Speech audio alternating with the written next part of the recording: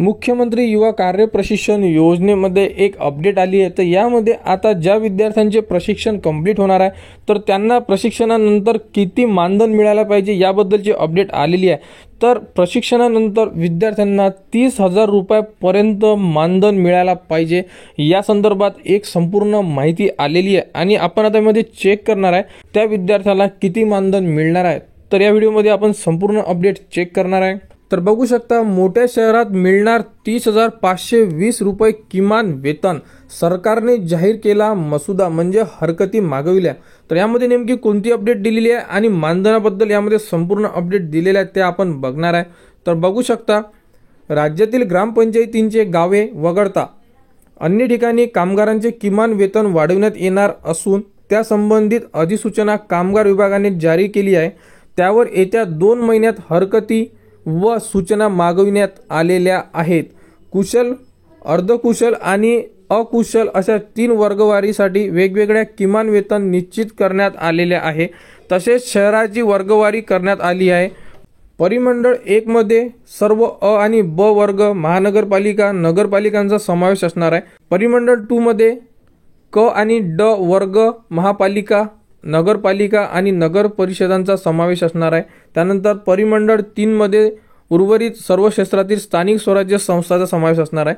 कामगार मंत्री आकाश फुंडकर यांनी लोकमतला सांगितले आहे की गेल्या काही वर्षापासून जीवनमानात झालेला बदल, वाढलेला खर्च लक्षात घेता किमान वेतनात वाढ करणे आवश्यक आहे।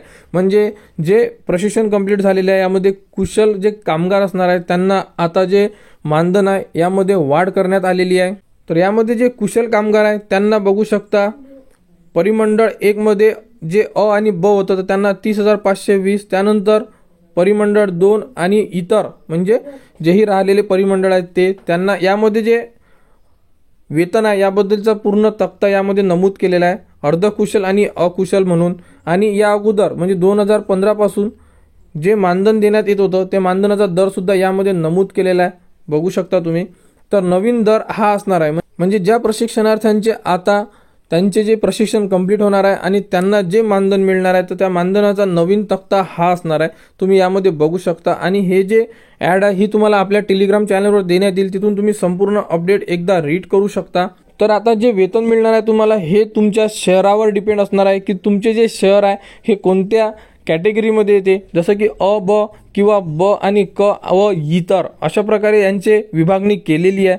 त्यामुळे आता ज्याही विद्यार्थ्यांचे प्रशिक्षण कंप्लीट होणार आहे त्यांना या मानधनानुसार म्हणजे जे नवीन मानधन तयार केलेले आहे कामगार मंत्री यांनी संपूर्ण अपडेट दिलेले आहे लोकमतला। तर आता विद्यार्थ्यांसाठी आनंदाची बातमी आहे, जर तुम्हाला 11 महिन्याचा कंत्राटी GR जर मिळाला तर यामध्ये विद्यार्थ्यांना वेतन सुद्धा वाढणार आहे आणि 30,000 पर्यंत हे वेतन होणार आहे।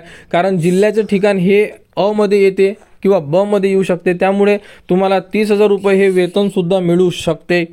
तर मुख्यमंत्री युवा कार्य प्रशिक्षण योजनेमध्ये जी पुढील अपडेट येईल ती तुम्हाला आपल्या YouTube चॅनलवर उपलब्ध करून देण्यात येणार आहे। त्यासाठी आपल्या चॅनलला सबस्क्राईब करा व हा व्हिडिओ इतरांपर्यंत शेअर करा।